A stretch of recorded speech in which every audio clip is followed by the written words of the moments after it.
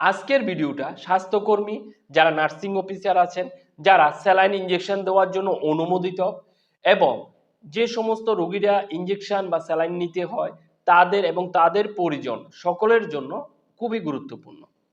আমরা যখন কোনো রোগীকে ইনজেকশন দিতে যাই তখন আমরা এই যে সিরিঞ্জ ব্যবহার করি, সিরিঞ্জের গায়ে যে নিডেল লাগানো থাকে, এই নিডেলটা যদি কোনো কারণবশত আপনার রোগীকে আমি ইনজেকশন দিতে যাই, দেওয়ার পূর্বে পর্যন্ত আগে পর্যন্ত কোনোভাবে ইনজেকশন নেওয়ার সময় বা যে কোনো কারণবশত যদি নিডেলটা আমার শরীরে যে কোনো একটা জায়গায় আঘাত লাগে, তারপরও এই নিডেলটা পরিবর্তন না করে যদি আপনার রোগীকে আমি ইনজেকশন দিয়ে দিই, সেক্ষেত্রে আপনার রোগীর যে যে মারাত্মক রোগগুলো হতে পারে সেই রোগগুলো আজকে আপনাদের সামনে আমি তুলে ধরব।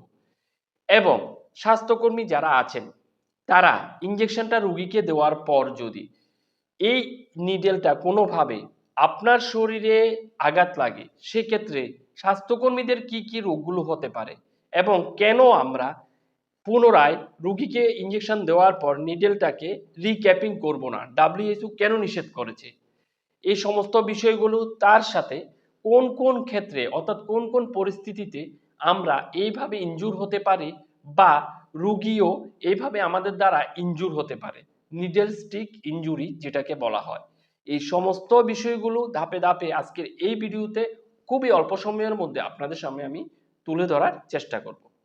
ইনজেকশন দেওয়ার সময় এই নিডেল দিয়ে যদি আমার শরীরে কোনোভাবে আঘাত লাগে বা যে কোনো স্বাস্থ্যকর্মীর শরীরেই যদি কোনো ধরনের আঘাত লাগে, সেক্ষেত্রে আঘাতটা যদি খুবই ছোট মনে হয়, তারপরেও বিভিন্ন ধরনের ব্যাকটেরিয়া, ভাইরাস এবং রক্তের জীবাণু আমাদের শরীরে ঢুকে যেতে পারে। এবং ডাব্লিউএইচও বারবার বলেছে নিডেল স্টিক ইনজুরি হচ্ছে স্বাস্থ্যকর্মীদের জন্য সবচেয়ে বড় অকুপেশনাল হ্যাজার্ড।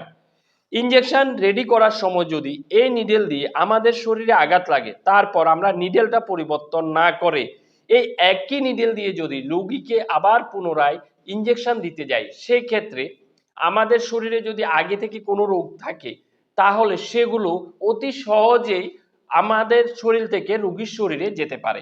এর মধ্যে সব থেকে মারাত্মক রোগগুলো হলো HIV, hepatitis B, hepatitis C, বিভিন্ন ধরনের ব্যাকটেরিয়ার ইনফেকশন। তাছাড়া নিডেলটা যদি স্টেরাইল না হয়, সেক্ষেত্রে রোগীর টিটেনাস অর্থাৎ ধনুষ্টঙ্কারের মতো রোগও হতে পারে। তাই সব সময় আমাদের যেমন সতর্ক থাকতে হবে, তেমনি রোগীর পরিজনদেরও রোগীকে ইনজেকশন দেওয়ার সময় এই জিনিসগুলো লক্ষ্য করতে হবে। কেন লক্ষ্য করতে হবে সেই বিষয়টা আপনাদের এখন বলে দিচ্ছি। অনেক সময় আমরা কি করি, আমরা বাড়িতে অর্থাৎ চিকিৎসককে আমরা দেখালাম, দেখানোর পর আমাদের রোগীকে যদি চিকিৎসক স্যালাইন ইনজেকশন দিয়ে থাকে যেগুলো বাড়িতে দেওয়া যাবে, সেই ক্ষেত্রে চিকিৎসক বলে থাকেন কিন্তু আমাদের কোনো ধরনের প্রশিক্ষিত কাউকে দিয়ে স্যালাইন ইনজেকশনগুলো দেওয়ার জন্য। কিন্তু আমরা বাড়িতে এসে পড়ি, আসার পর আমাদের পরিচিত যে কেউ স্বাস্থ্যকর্মী আমরা ভেবে থাকি যিনি হাসপাতালে চাকরি করেন, ওনাকে দিয়ে আমরা ইনজেকশন বা স্যালাইনগুলো দিতে যাই। এই ক্ষেত্রে কিন্তু আমরা কিছু ভুল করি, সেটা হলো হাসপাতালে শুধুমাত্র নার্সিং অফিসাররাই ইনজেকশন স্যালাইন দেওয়ার জন্য প্রশিক্ষিত থাকে, তার সাথে কিছু স্বাস্থ্যকর্মী থাকে যেগুলো স্যালাইন ইনজেকশন দেওয়ার জন্য অনুমোদিত। এই সমস্ত কর্মীগুলো যদি না হয়ে হাসপাতালে নর্মালি চাকরি করে থাকেন, কিন্তু ওনারাও মধ্যে অনেকেই আছেন, বর্তমান সময়ে দেখা যায় অনেক ঝামেলা হলে তাহলে আমরা এই বিষয়গুলো সামনে আসে এবং আমরা এগুলো দেখতে পাই। সেগুলো হলো উনি কিন্তু হাসপাতালে চাকরি করছেন কিন্তু স্যালাইন ইনজেকশন দেওয়ার জন্য কোনো ধরনের অনুমোদন উনার নেই, অর্থাৎ উনি অনুমোদিত না। এমন লোকদের দিয়েও আমরা মাঝে মধ্যে কি করি, বাড়িতেই স্যালাইন ইনজেকশন দিতে যাই। তো উনারা রেডি করার যে প্রসেস বা কিভাবে দিতে হয়, এই জিনিসগুলোর যে নিয়মগুলো যেভাবে মেনটেন করলে রোগীর কোনো ক্ষতি হয় না, সেই জিনিসগুলো উনারা মেনটেন করতে পারেন না, কারণ উনারা এই বিষয়ে প্রশিক্ষিত না। তাই আমাদের রোগীর জন্য যদি কোনো ধরনের স্যালাইন ইনজেকশন দেওয়ার জন্য চিকিৎসক প্রেসক্রিপশন করে থাকেন এবং সেটা বাড়িতে দেওয়া যায়, সেক্ষেত্রে আমরা একমাত্র নার্সিং অফিসার, প্রশিক্ষিত স্বাস্থ্যকর্মী ওনাদের দিয়ে এই ইনজেকশনগুলো বা ওষুধগুলো দেওয়াবো। অন্যথায় আমাদের যে রোগীর উনার বিপদ হতে পারে বা জীবনের মারাত্মক ঝুঁকি হতে পারে। আর এমন অনেকেই আছেন যারা ট্রেনিং করেছেন কিন্তু বর্তমান সময়ে 1 থেকে 2 বছর বাড়িতে বসে আছেন, ওনাদের দিয়েও না দেওয়ালেই ভালো, কারণ ওনাদের যে কাজের যে অভিজ্ঞতা সেটার মধ্যে একটা গ্যাপ তৈরি হয়ে যায়। তাই চেষ্টা করবেন যারা স্বাস্থ্যকর্মী প্রশিক্ষিত এবং কাজের সাথে যুক্ত আছেন ওনাদের দিয়ে স্যালাইন ইঞ্জেকশনগুলো দেওয়ানোর জন্য। আবার একটা বিষয় লক্ষ্য করেছি, সেটা হলো ধরুন আপনার রোগীকে চিকিৎসক বাড়িতে দেওয়ার জন্য কোনো ধরনের ইঞ্জেকশন প্রেসক্রাইব করলো, সেক্ষেত্রে আপনি রোগীকে দেওয়ার জন্য ইঞ্জেকশন সাথে একটা সিরিঞ্জ নিয়ে গেলেন। এবার ধরুন আপনি আমার রিলেটিভ, আমাকে ইঞ্জেকশনটা দেওয়ার জন্য বললেন, আমি আপনার বাড়িতে গেলাম ইঞ্জেকশনটা দেওয়ার জন্য।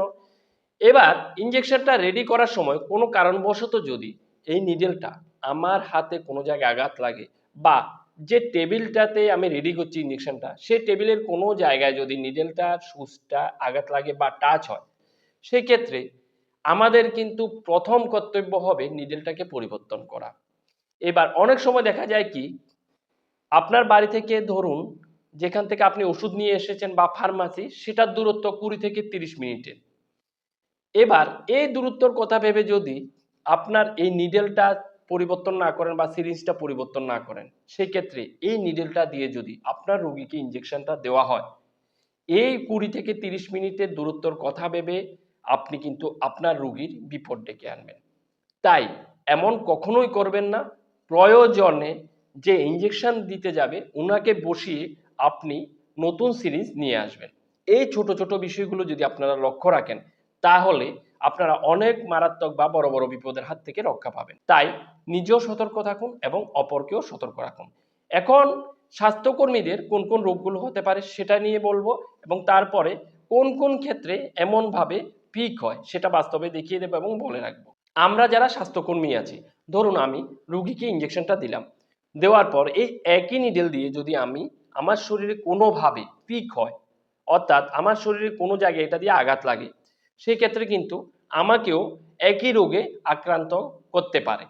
এবং এটা হওয়ার সব থেকে চান্স বেশি রিক্যাপিং করতে গেলে, অর্থাৎ ইঞ্জেকশন দেওয়ার পর রুগীকে ইঞ্জেকশন দেওয়ার পর নিডেলটা যদি আমরা এভাবে রিক্যাপিং করতে যাই, এটা কিন্তু WHO সম্পূর্ণভাবে নিষেধ করেছে।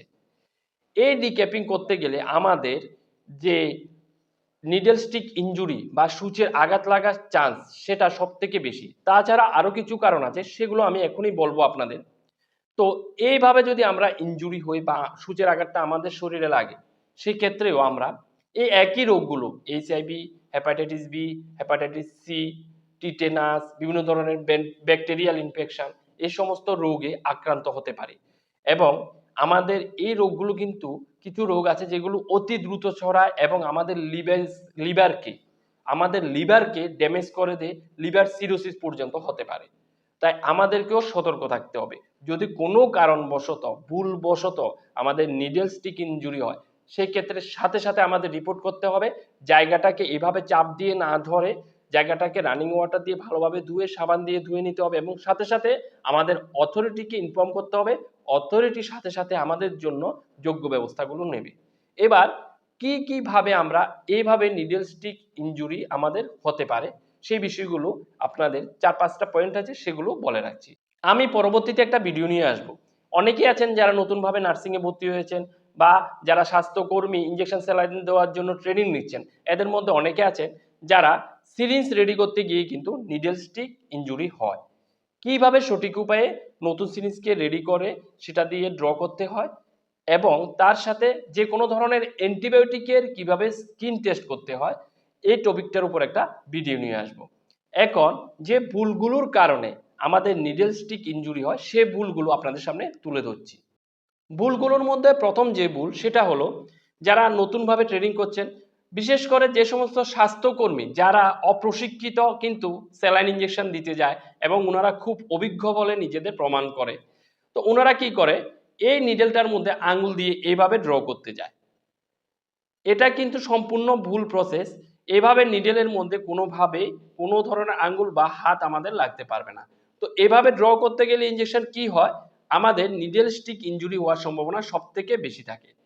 তারপর হলো, যখন আমরা কাউকে ইনজেকশন দিতে যাচ্ছি কোনো রোগীকে, ওই ক্ষেত্রে যদি আমরা বেশি তাড়াহুড়া করি, তাড়াহুড়া করলে কিন্তু তাহলে আমাদের নিডেল স্টিক ইনজুরি হওয়ার সম্ভাবনা বেশি থাকে। ধরুন আমি ইনজেকশন দিতে গেলাম এবং খুব তাড়াহুড়া করে এটা খুলতে গেলাম, খুলতে গিয়েও কিন্তু আমার ইনজুরি হতে পারে। তারপর হলো, যাদের অভিজ্ঞতা কম, যার কথা প্রথমেই বলেছি, যাদের অভিজ্ঞতা কম তারা ভুল পদ্ধতিতে ইনজেকশন দিতে যাবে এবং নিডল স্টিক ইনজুরি হওয়ার সম্ভাবনা সব থেকে বেশি, যেটা আপনার রোগীর জন্য মারাত্মক হতে পারে। এরপর হলো, ধরুন যে জায়গাতে আমি ইনজেকশন দিচ্ছি সেই জায়গাটাতে পর্যাপ্ত পরিমাণ আলো নেই বা লাইট নেই, তাহলে সেই ক্ষেত্রেও কিন্তু নিডল স্টিক ইনজুরি হওয়ার সম্ভাবনা বেশি থাকে। নেক্সট হলো, আমি কোন একজন রুগীকে ইনজেকশন দিতে গেলাম, রুগী খুব নাড়াচাড়া করছে বা রেস্টলেস, সেই ক্ষেত্রে রুগীকে ঠিক জায়গায় ইনজেকশন দেওয়ার জন্য রুগীর পরিজনকে বলতে হবে সঠিকভাবে রুগীকে ধরার জন্য। না হলে রুগী যদি বেশি নাড়াচাড়া করে, সেই ক্ষেত্রেও নিডল স্টিক ইনজুরি হওয়ার সম্ভাবনা সব থেকে বেশি। তো এই ছিল আজকের বিষয়। আশা করছি ভিডিওটা ভালো লেগেছে। যদি ভিডিওটা সম্পর্কে আপনাদের কোনো কিছু জানার থাকে তাহলে আমাকে অবশ্যই কমেন্ট করতে পারেন। সকলে ভালো থাকুন, সুস্থ থাকুন। নমস্কার।